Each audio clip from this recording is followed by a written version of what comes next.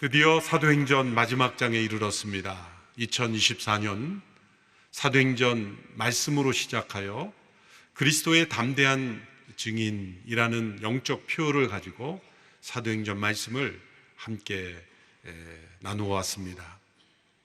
특별히 사도행전 후반부에는 사도 바울의 삶과 사역을 통해서 그리스도의 증인의 모습을 우리가 함께 살펴보고 있습니다. 바울을 호송한 배가 드디어 로마에 도착했습니다. 중간에 거센 폭풍도 만났고 또 몰타 섬이라는 곳에서 독사에 물리기도 하고 많은 죽음에 이르는 위기들이 있었지만 하나님께서는 바울이 탄 배와 일행을 말씀대로 지켜주셔서 로마에 도착하게 되었습니다.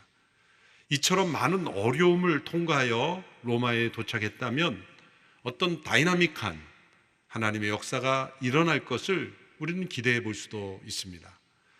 바울이 빌립보 감옥에 갇혔을 때 옥문이 열렸던 그런 기적들, 또 수백 명, 수천 명이 주께로 돌아오는 어떤 기적들, 회심의 역사, 부흥의 역사를 우리는 기대해 볼 수 있을 겁니다. 그러나 그러한 기대와는 달리 사도행전의 마지막 장면은 매우 소박하고 조용한 장면으로 끝납니다. 그것은 바울이 갇혀 있는 집에서 찾아오는 이들에게 하나님 나라와 예수 그리스도에 관한 말씀을 가르치는 것으로 끝난다는 것입니다. 오늘 본문 30절, 31절을 우리 같이 다시 한번 읽어보겠습니다. 시작. 바울은 만 2년 동안 자기 셋집에 머물면서 자신에게 찾아오는 모든 사람을 맞이하드려 어떠한 방해도 받지 않고 담대하게 하나님 나라를 선포하고 주 예수 그리스도에 관한 것을 가르쳤습니다. 바울이 로마에서 보내게 된 이 기간은 매우 수동적인, 제한적인 상황입니다. 그는 갇혀 있습니다. 그렇지만 비교적 자유로운 거죠. 오늘날로 말하자면 자택연금 상태라고 보시면 되겠습니다. 바울은 자신을 지키는 군사 한 명과 함께 새들어 집을 얻어서 살게 되고 또 밖에 나갈 수는 없지만 자기가 만나고 싶은 사람, 찾아오는 사람은 만날 수 있는 제한된 그런 자유가 허락된 그런 상태입니다. 그런 예전처럼 여기저기 다니며 복음을 전할 수 없었지만 갇혀있는 그 집에서 그는 찾아오는 모든 사람들에게 하나님의 나라와 예수 그리스도에 관한 복음을 가르쳤다라고 말합니다. 매우 정적인, 조용한 모습입니다. 예전에 보여줬던 어떤 기적, 표적, 그런 일들은 나타나지 않았지만 그러나 하나님께서 사도행전의 마지막에 이렇게 바울의 가르치는 사역으로 끝난다는 것을 통해 우리에게 주시는 메시지가 분명히 있는 것입니다. 바울이 이렇게 찾아오는 사람, 한 사람, 두 사람, 여러 사람을 만나 하나님의 말씀을 나누는 것은 저와 여러분들도 할 수 있는 것입니다. 우리 1:1 제자 양육을 통해 또한 소그룹을 통해 하나님의 말씀을 나누고 예수님에 관한 소식을 전하는 것, 우리도 할 수 있는 일입니다. 때로 우리는 바울이 경험했던 기적의 통로는 되지 못한다는 것으로 인하여 우리가 하나님 나라의 통로가 된다는 것에 너무나 거리가 있게 느낍니다. 바울 같은 사람들이나 그렇게 쓰임받는 것이지 라고 그리스도의 증인된 삶과 나와 상관없는 것으로 여길지 모릅니다. 그러나 바울처럼 이렇게 그가 만나는 사람들에게 하나님 나라에 대하여 증언하고 예수 그리스도에 관한 복음을 전하는 것, 우리 1:1 사역, 우리 소그룹 순으로 만나는 것, 그리고 누군가를 만날 때 하나님의 나라에 대하여 전하는 것, 하나님이 만왕의 왕이시고 통치자시며 이 세상은 하나님을 거역하고 반역의 상태에 있으며 예수 그리스도의 십자가와 부활로 인하여 하나님의 왕권이 회복되는 시대가 도래했다. 하나님은 새하늘과 새 땅을 우리에게 예비하셨고 예수 그리스도를 통해 그 하나님 나라로 들어갈 수 있게 되었다. 사람들에게 회개를 요청하는 것은 곧 항복을 요청하는 것과 마찬가지입니다. 그 하나님의 나라에 대하여 우리가 증언하는 것, 그것은 오늘 우리도 할 수 있는 것이죠. 사도행전은 이렇게 우리를 사도행전의 역사로 초대하고 있는 것입니다. 또 사도행전의 마지막 이 부분이 결론이 나타나지 않는 상태로 끝나는 것이죠. 사도행전의 1장 서두는 분명 서론의 역할이 분명히 기록이 되어 있습니다. 누가가 데오빌로라는 한 사람에 대한 구령의 열정으로 그가 사도행전을 기록했습니다. 앞서 기록한 누가복음에 이어서 사도행전을 기록함으로써 데오빌로라는 한 사람을 구원하고자 이 모든 것을 기록한 것이죠. 그럼 마무리를 질 때 어떤 데오빌로에게 하고 싶은 말, 지금까지 이런 일을 잘 미루어 살펴보았으니 이제 결론을 맺는 기록이 나올 법한데 바울이 하나님의 나라에 대하여 증언하고 있는 것으로 끝납니다. 오픈 엔딩입니다. 과거의 역사로 끝나지 않고 미래를 향해 열어놓는 것입니다. 이것은 사도행전의 역사가 끝난 것이 아니라 지금도 계속 이어지고 있다는 것을 우리에게 전해주고자 하는 것입니다. 우리 온누리교회가 이러한 사도행전 28장 마지막 부분을 근거로 Acts 29, 사도행전 29장의 비전, 그것은 사도행전의 역사가 오늘 이 시대의 교회를 통해서 계속 이어지고 있다라는 그런 비전을 선포한 것이죠. 우리가 Acts 29 그런 용어를 사용하니까 어떤 분은 온누리교회 이단 아닌가? 사도행전이 29장이라고 주장한단다. 심각한 오해죠. 사도행전이 29장이라는 말이 아니라 사도행전의 역사가 끝나지 않았다. 이런 바울의 하나님 나라를 전하는 이러한 사역이 계속되는 모든 교회는 사도행전적 교회로 초대받고 있다는 것이죠. 바로 이것이 바울을 통해 보여주시는 하나님 나라의 증언자들의 모습이죠. 그리스도의 증인된 모습입니다. 그리스도의 증인으로서 어떻게 우리가 담대하게 세상 속에 나가야 할 때 우리가 확신해야 될 것들을 오늘 말씀을 통해 전해주고 있습니다. 첫째로 하나님 나라는 어떠한 방해에도 불구하고 결코 멈춰지지 않는다는 겁니다. 바울이 어떠한 방해도 받지 않고라는 것은 그 집에 누구도 들어올 수 없기 때문에 그런 맥락이 아니라 바울이 이렇게 하나님 나라에 대하여 증언하고 그리스도의 복음을 증거하는 일을 하나님의 나라에 대한 이 증언을 하나님께서 친히 지키시고 보호하심으로 어떠한 방해도 받지 않도록 어떠한 방해에도 불구하고 전해지도록 역사하신다는 의미를 포함하고 있는 것입니다. 교회 역사가 그걸 보여주는 것입니다. 하나님 나라에 대하여 어떠한 방해, 어떠한 핍박도 그 나라의 역사를 멈출 수 없었습니다. 왜냐하면 그 나라는 사람들이 만들어가는 나라가 아니기 때문입니다. 교회가 하나님 나라를 세우는 게 아니라 하나님의 나라를 이루어 가시는 하나님의 역사에 교회가 쓰임받는 것입니다. 이 주어를 바꾸면 안 됩니다. 그래서 사도행전의 역사를 보면 하나님의 말씀이 주어가 되어 하나님의 말씀이 점점 퍼져나갔다라는 표현이 종종 등장합니다. 몇 구절을 살펴보면 사도행전 6장 7절에 보면 이렇게 해서 하나님의 말씀은 계속 널리 퍼져나갔으며 이로써 예루살렘에 있는 제자들의 수도 많이 늘었다고 말합니다. 12장 24절에 보면 그러나 하나님의 말씀은 점점 널리 퍼져 믿는 사람들이 더 늘어났다라고 말씀합니다. 13장 49절에 보면 그리하여 주의 말씀이 그 지방 전체에 두루 퍼졌다라고 말합니다. 보시면 사람들이 주의 말씀을 전했다, 하나님의 말씀을 증거했다 이런 표현을 쓰지 않고 주의 말씀, 하나님의 말씀이 점점점 퍼졌다. 주어가 하나님의 말씀입니다.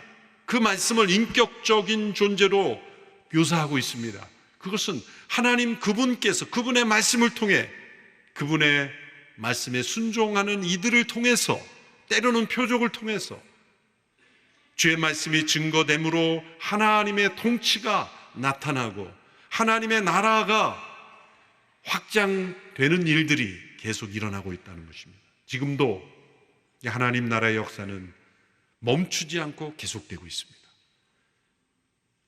때로 어느 지역에서 어느 나라에서 교회가 쇠퇴하면 이제 하나님 나라가 끝난 것인가? 그렇지 않습니다.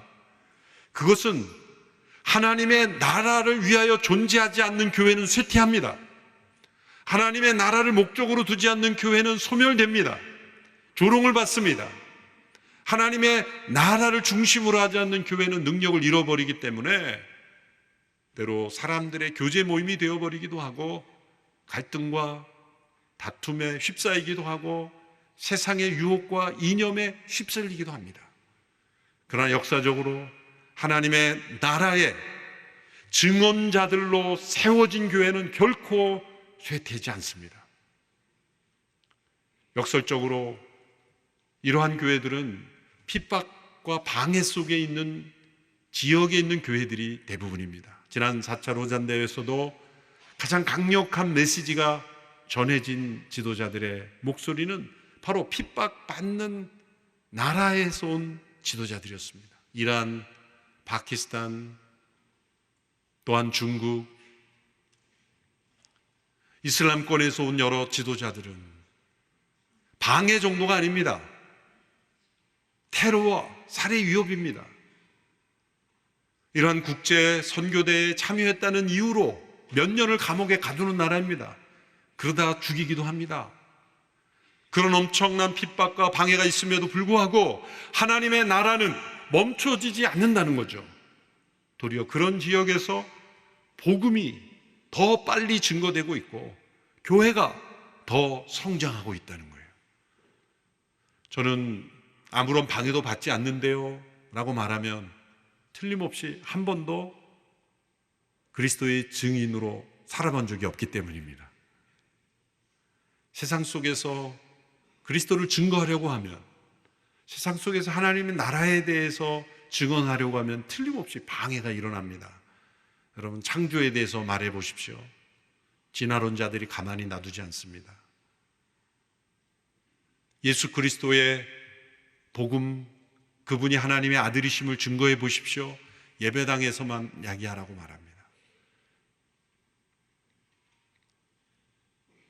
예수님께서 모든 영역의 주인이십니다라고 말하면 당신 자신의 마음속에만 두지 왜 세상 속에 그런 말 떠드냐고 말합니다. 어떤 나라에서는 방해 정도지만 어떤 나라에서는 심각한 핍박, 테러에까지 도달할 수 있는 것입니다.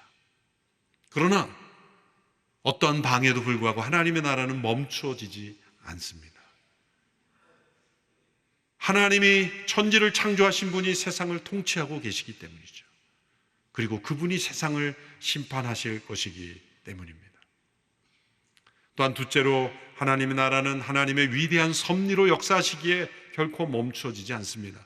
세상의 역사는 사람들이 써가는 것 같지만 하나님께서 쓰시는 역사입니다. 그래서 우리는 영어로 history라는 말을 두 단어로 분리해서 his story, 그분의 역사라고 분류하기도 합니다. 세상의 역사를 보면 언제나 하나님의 나라를 대적하는 세력들이 존재했습니다. 사람들은 세상의 사상, 이론, 그리고 세상의 문화 속에 많은 사람들이 하나님을 믿고 있지 않기 때문에 그것이 올바른 것처럼 생각할지도 모릅니다. 사회에서 소수자 말하지만 여러분, 예수 믿는 사람들이 소수자예요. 믿지 않는 사람들이 훨씬 더 많습니다. 믿지 않는 문화가 훨씬 많습니다. 하나님을 부정하는 책들이 훨씬 많습니다. 그런 속에서 우리가 어떻게 담대하게 그리스도의 증인이 될 수 있습니까? 이 담대함은 하나님의 섭리를 믿는 믿음에서 나오는 것입니다.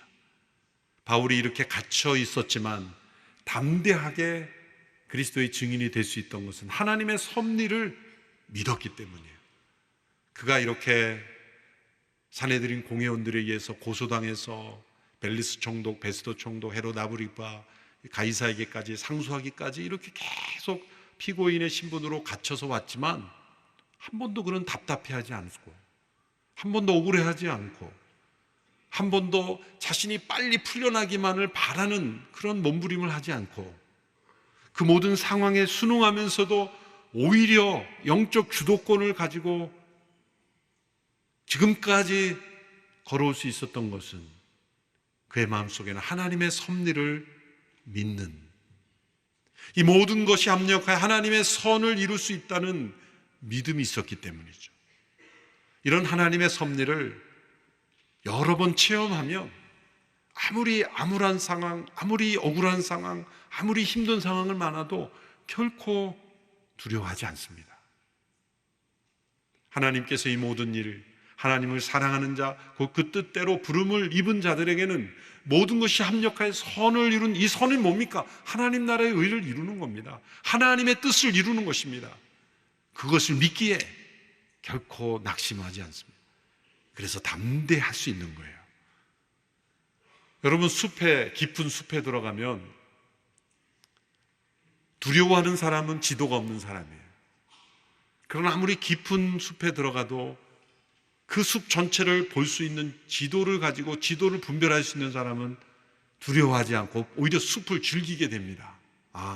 지금은 이 숲의 어느 지점이구나. 그걸 즐기면서 다음에는 어떤 숲이 있으니까 또 그 숲을 즐기면서.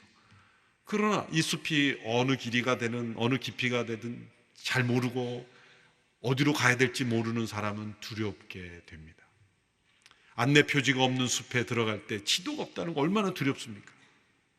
여러분, 다윗이 내가 사망의 음침한 골짜기를 다닐지라도 해를 두려워하지 않을 것은 주께서 나와 함께 하시며 고백할 수 있었던 것은 다윗이 이런 영적 하나님의 섭리를 믿는 믿음이 있었기 때문입니다.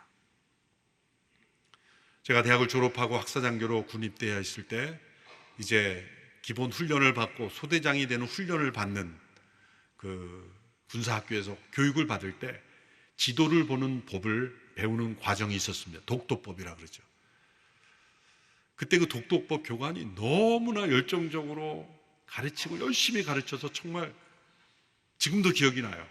다른 과목은 다 잊어버렸는데 그분 과목은 기억이 나는데 그분 강의 중에 가장 인상 깊은 한마디 멘트가 있었어요. 그것은 이런 말이었어요. 이제 여러분들이 소대장이 되어 이제 전쟁터에 나갈 때 그 소대원들을 죽지 않고 살아남게 하려면 지도를 잘 봐야 된다. 물론 요즘은 이제 GPS가 다 있기 때문에 이제 다른 시대가 됐지만 기본적으로 보병은 이 나침판과 지도를 가지고 걸어 뛰어다녀야 되잖아요. 그러니까 지도를 잘 봐야 돼. 너무나 당연한 말이죠. 이게 긴장을 하는 거다. 잘 봐야 되는구나.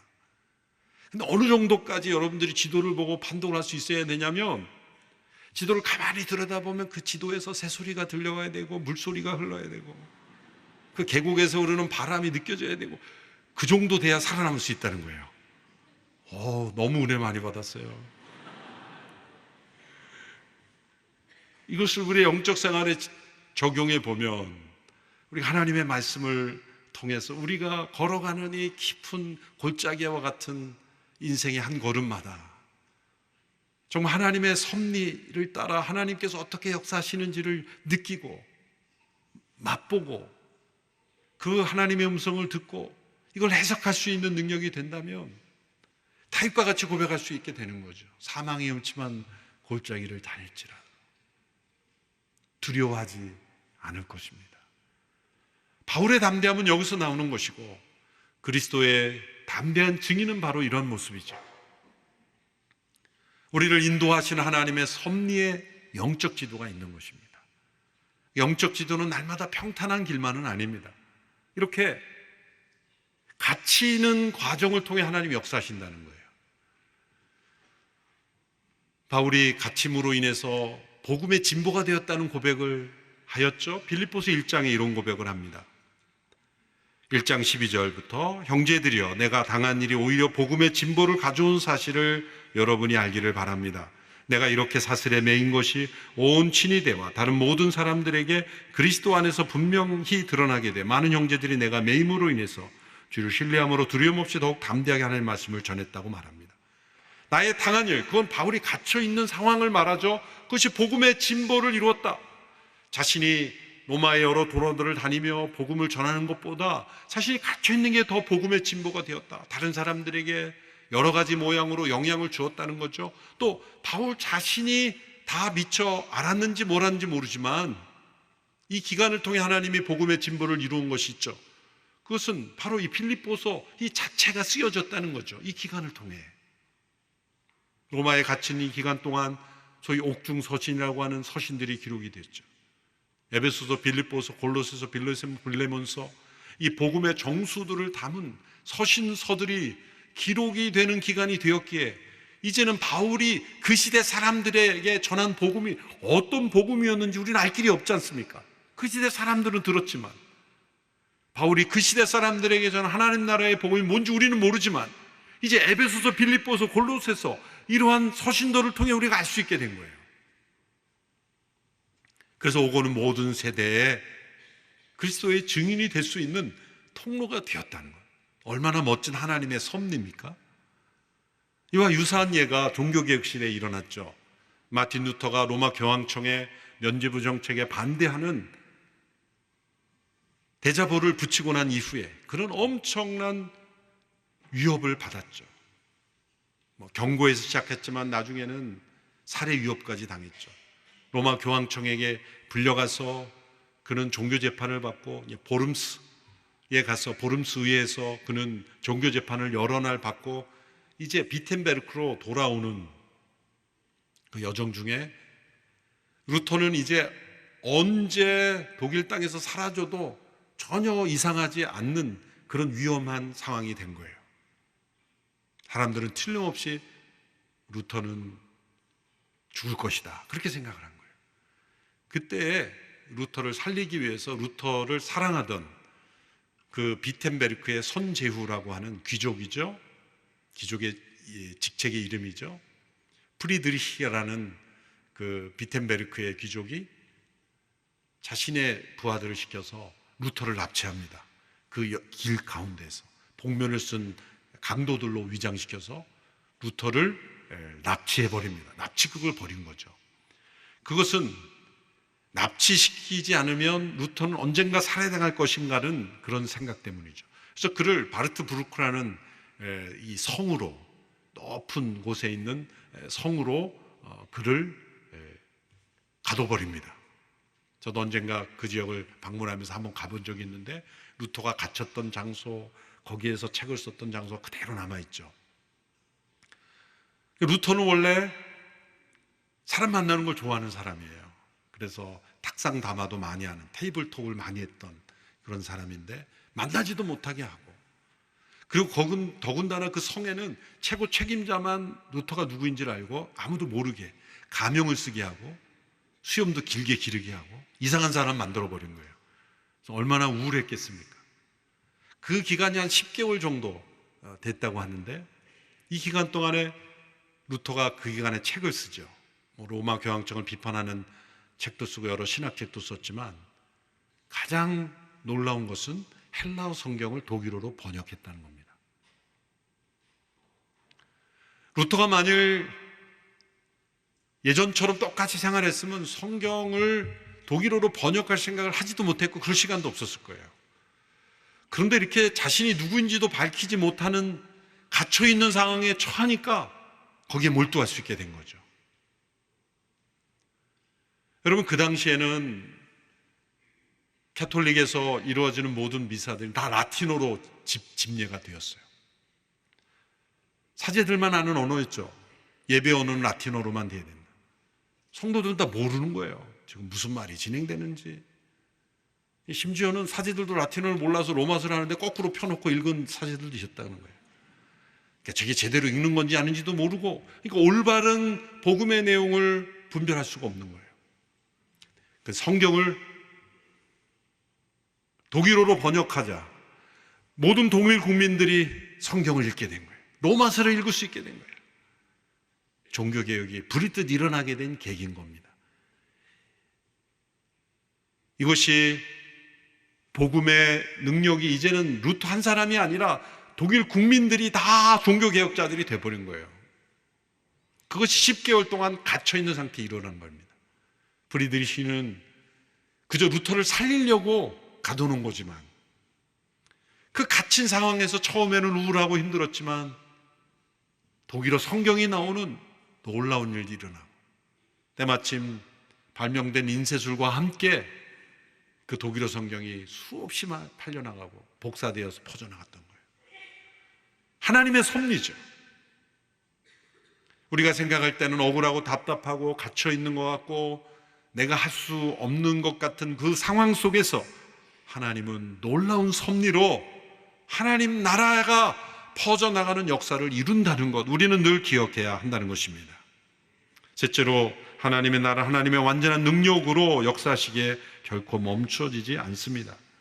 지금까지 바울의 여정을 보십시오. 그가 탄 배를 폭풍 속에서 지켜주시고 몰타 섬에서 독사에 물려도 상처 입지 않도록 보호하신 것, 바울이 위대하다는 걸 보여주는 것이 아니라 하나님께서 완전한 능력으로 역사하신다는 것을 보여주는 것입니다.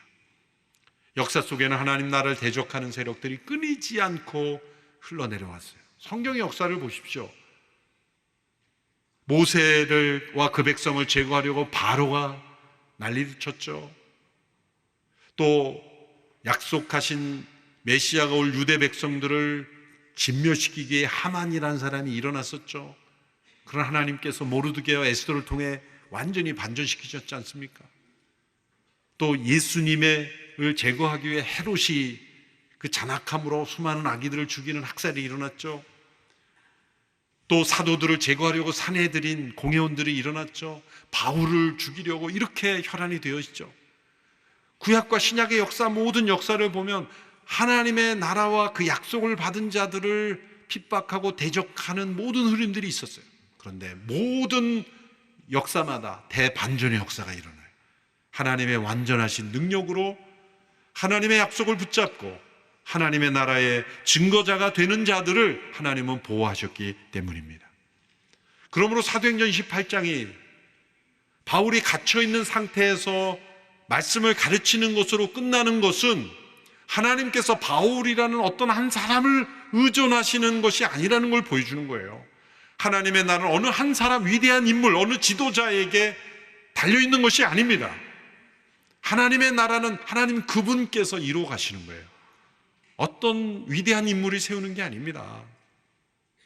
어떤 한 교회가 세워가는 것도 아닙니다. 그분께서 이루시는 나라에 우리 모두가 통로가 될 분입니다. 우리들은 연약하고 부족하고 미약하고 불완전하지만 하나님의 완전하신 능력으로 그분의 나라는 이루어가고 있으며 새하늘과 새 땅으로 완성될 것입니다. 세상의 어떤 권세도, 어떤 사상도, 그 어떤 흐름도 하나님 나라를 멈추게 할 수 없습니다. 우리는 그 나라의 편에 서 있는 사람들입니다. 우리가 그분의 증인이 되고자 할 때 위기는 기회가 되고 연약함은 능력이 되고 우리의 불완전함은 하나님의 완전한 능력을 나타내는 통로가 될 것입니다. 우리 모두 그리스도의 담대한 증인이 되기로 다시 한번 결단하는 복된 주일이 되기를 축원합니다. 기도하겠습니다. 살아계신 하나님, 그리스도의 증인으로서의 여정을 우리에게 보여주심으로 우리도 그리스도의 증인으로 초대하여 주시니 감사합니다. 하나님 아버지, 연약하고 부족하지만 그리스도의 담대한 증인으로 우리 모두 헌신하며 쓰임받는 저희들이 되게 하옵소서. 예수님의 이름으로 기도합나이다.